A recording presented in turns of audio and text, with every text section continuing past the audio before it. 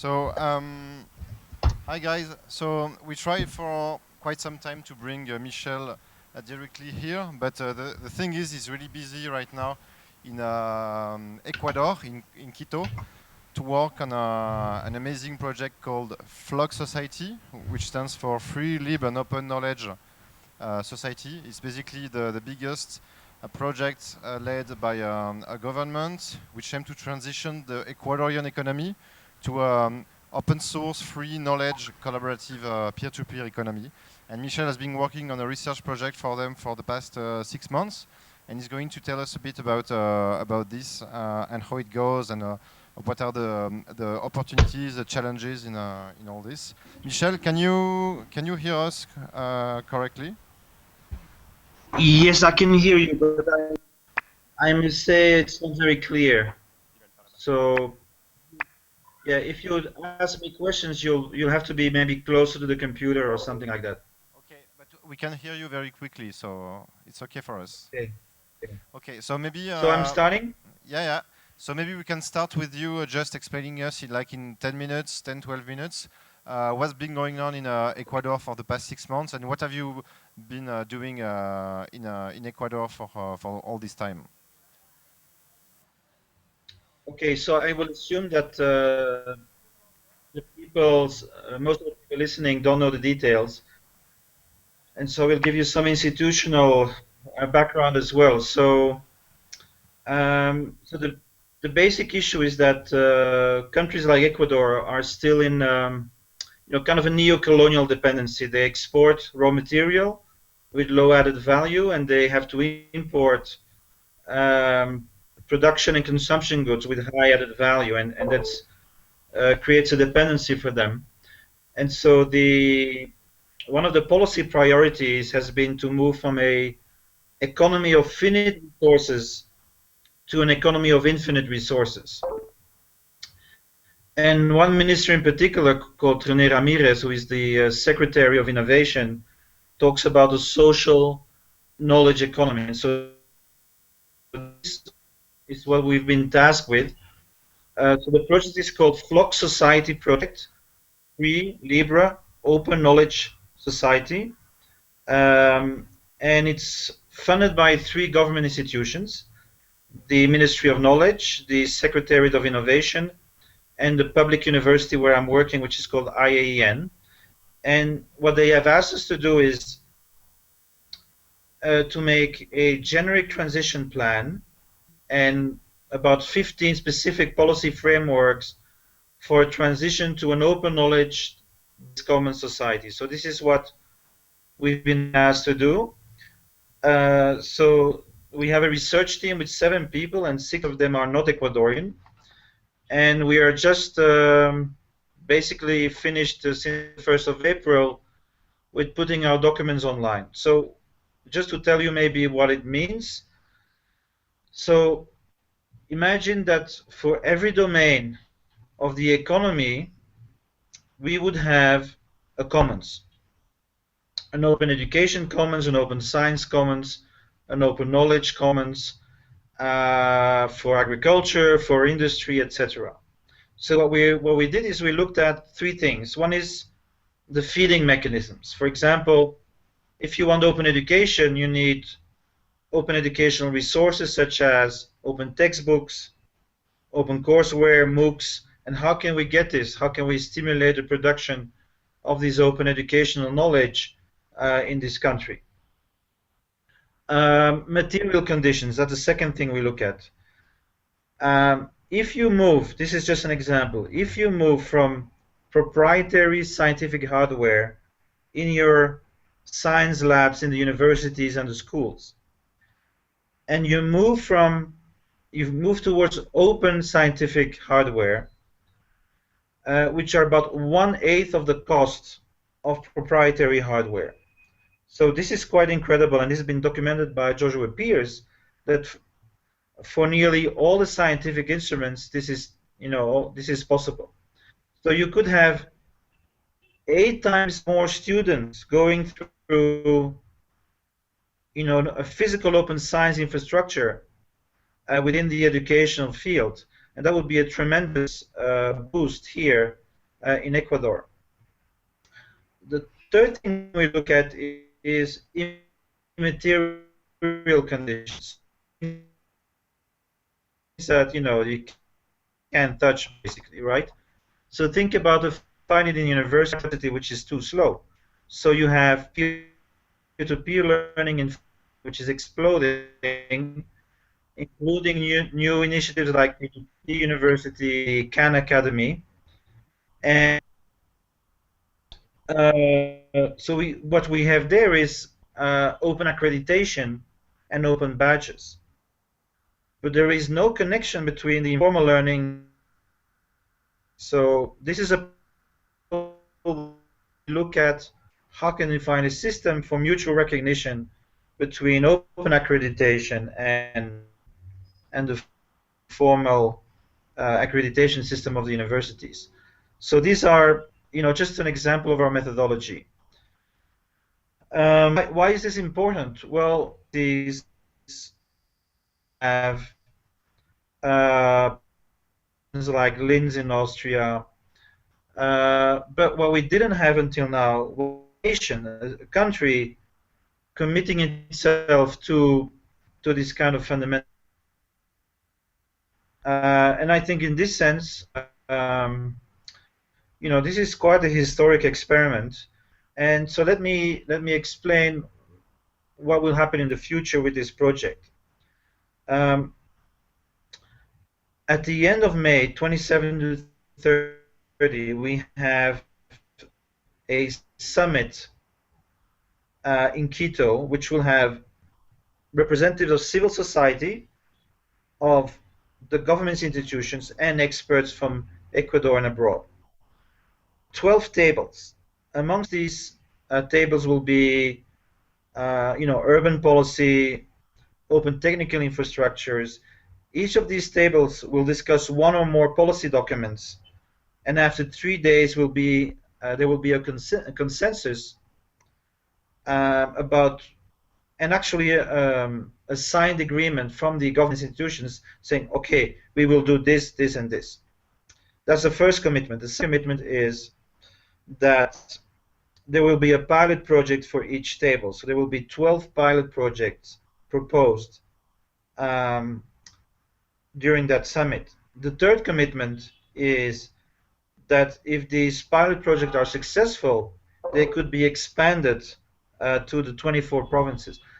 I want to give you one example, which is one I local, the third poorest district in the country called Sicilios. All the farmers have the same problem. They don't have machinery, which is way too expensive and not designed for small family farmers. And the prices of their commodities going down under the pressure of the globalized market. So they're actually impoverishing every year. And the knowledge that they would need to make this machinery is privatized, so they don't have legal access to it. So what we have now is the emergence throughout the world of open agricultural machining design communities. Sorry, it's a long concept, right? So there are open communities of farmers sharing designs for machinery. We have FarmHack in the US, with thousands of the Slow Tools projects in the US. In France, you have a project I think is really great called, and it's Adabio Autoconstruction. And there was a really interesting article in Basta magazine called Libérer les machines. So this is a community in France that is, sharing a machine design. So imagine this: the farmers in Sicilios would have access to the knowledge being developed by these global open design communities. This is open knowledge, legally accessible, that they could work on and improve in a traditional open source fashion. You would combine this with a system of local distributed manufacturing. In other words, you would have micro factories with 3D print, this new type of production. that would allow them to locally close to the place of need.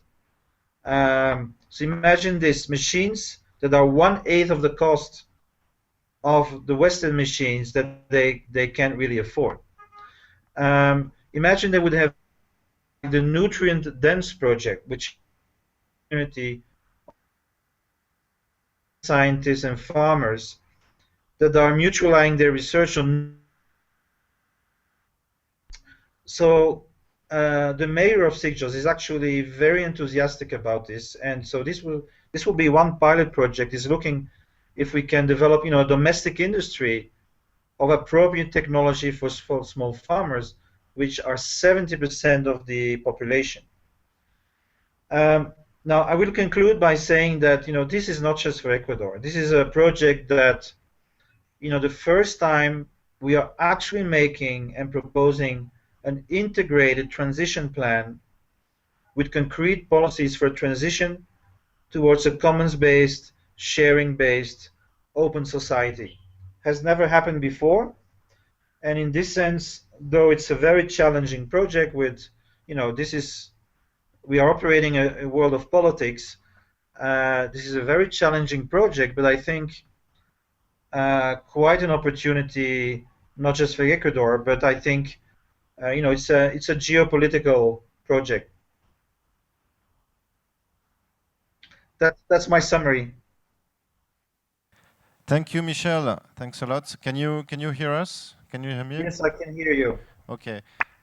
So I think we had some small glitches during your presentation, but we heard most of it. I hope the connection is good on your side. Saying that there is this tension here in Ecuador between pragmatic adaptation to existing globalized structures and radical transformation. And for example, the same ministries may do something that goes in the direction of flock towards open knowledge, and at the same time they may be signing agreements with Monsanto and with Microsoft, right? So this is the kind of opposition that the project faces. Is that either through pure pragmatism, like, okay, we would like to use free software, but it doesn't exist yet. We can't find the right people to do it in Ecuador, so we'll just sign with Microsoft, right? Instead of investing in a bit more long-term development of local knowledge around free software development. So, it's for us. It's hard to know the total motivation of the political people who asked us to come. And there are several hypotheses that you could make about this. For example, as the government is adapting more and more to the existing situation and being less radical in its transformative desire, it may look attractive to have a project where you only attack the immaterial field, right? So the idea you can be more radical because it's just knowledge and information, and so that could be potentially used as a public relations exercise, right? This is a hypothesis, and once they realize that through the immaterial world you actually challenge deep material interests, right? If you challenge intellectual property, you're challenging the main source of profit nowadays, because the profit rates in production are very low, and the profit rates in financial speculation and intellectual property rent are very high. So once you go in that direction, what may seem at first like an innocent project of creating a few commons may suddenly frontally attack material interests, right? These kind of tensions may come out once we actually have, accepted policy proposals, because it's not certain that all these material interests at this moment actually realize what the project is really doing. I give you another example, because this is kind of a bottom-up concern.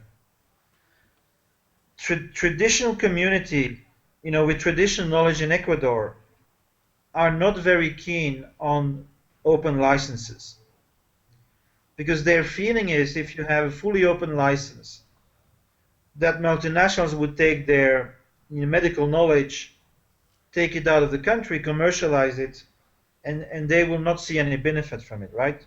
So, for example, we are dealing with these concerns that are very strong in the countryside by proposing something called a commons-based reciprocity license, like the peer production license.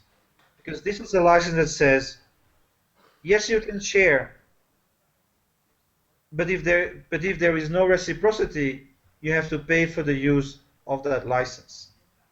So this is a very big concern in traditional communities. They are distrustful of full openness because of their historical experience of biopiracy. Thanks, Michel. I think we have time for very last question, and after we need to do the wrap up of the day. Do somebody else has another question, maybe? A last question for Michel. Yes, there is one here, or there, or okay. Two quick ones. Two quick answers. I mean. Hello, Michel. Quick question would be, do you know any other area in the world where such government or public institution would be keen on replicating this kind of approach that you are doing in Ecuador? Okay, I didn't get this. I'm sorry. If you can quickly type it, yes, Benjamin. Yes. Can you hear it?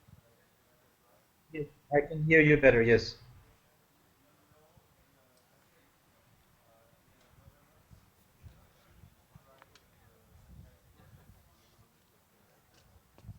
Okay. For the moment, we have no reactions from any national government, but we have a lot of reaction from cities.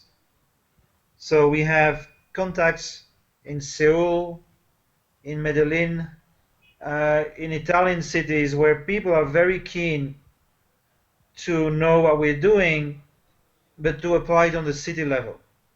I'm not sure if you know this, but Bologna, for example, wants to transform itself into a city of the commons. Naples has commodified their public water. It's called Acqua Beni Comuni. So, for example, in Italy is a country where there is a very deep shift towards commons thinking at the level of some local authorities. So we get quite a bit of these kind of reactions, but so far I'm not aware of any national government that has done so. And I heard from Benjamin, and maybe I shouldn't say this, that the FLOC project has actually been on the desk of the French Prime Minister, or at least the former one, but that it didn't really get what it was about. So there's also a paradigm shift, right? There's a mental paradigm shift in moving away from thinking between public and private, and thinking about the commons as a philosophy of change. And we are introducing a lot of new concepts like public commons partnerships, the commonification of public services, that come actually from the Italian commons movement, but that are certainly not widespread ideas at the present. Okay, thank you, Michel. I think we'll have to close. No, very last one. Okay, very quick one and very like 1 minute answer. But yes, and I actually want to make a little request as well. I'm putting it in the chat box. We have 2 documents, and okay, now I have to find the Google Hangout here, and I just want to say that the general transition document and the 15 policy documents are open for comments and participation. yes. So we're using a free software program from France, from Philippe Aigrin, Yes. called meant, and we really urge people from the whole world to check out the documents and to propose changes and additions to what we propose. Yes. Thanks, Michel. I just load up the document and we'll communicate the URL to people. So very last question, very quickly, and we have only 1 minute for answer. I was wondering what the strategy is to gather and raise public awareness and support, especially in a country like Ecuador, where I can imagine not all farmers are on Twitter and the like. Okay, I didn't get it. Benjamin, can you quickly translate? So the question is, how do you reach to people who are not all on social media and? How do you gather and raise public awareness and Yes. support? So how do we reach people who are not familiar? So how do you get public awareness for this project where not everybody is connected to the internet or digital tools? Yes, okay, there are two issues here. The first issue is that so far the mainstream press has not reported at all about what we are doing. So this is a certain difficulty, actually reaching people that are still using traditional media. So this is one problem. The second problem, of lack of connectivity, which is really a big problem here in Ecuador. We have organized 24 participatory workshops, one in each province, with civil society. You're actually using theater techniques. It's called theater of the oppressed. It's an old technique from Paulo Freire. And we've used this both in popular neighborhoods and in rural areas to get, popular input from people who are not always and often not connected to the digital world. So it's a difficult problem. It's not something we can solve in 6 months. But we've made a big effort, to connect with local organizations, and probably half of our time has been spent talking and meeting people, about this project. Thanks a lot, Michel. I think we will close the conversation now, but this was really interesting and inspiring and great to have an update of the project. So we look forward to the summit you have in the end of May, or where you will publish the conclusions. And in the meantime, we can all comment on the. So it's flocksociety.co-ment. .org. Yeah, And well, one little thing, Benjamin. Yeah. Battlestar Galactica, they always say frack, right? Frack this, frack that. So I suggest that people in WeShare start saying, let's flog this and let's flog that. All right? Okay, let's. So, yeah, because. So you should say we should go from fuck society to flog society, right? All right. Let's flog France. Thank you, Michel. Thank you so much. Okay. Bye-bye. Bye-bye.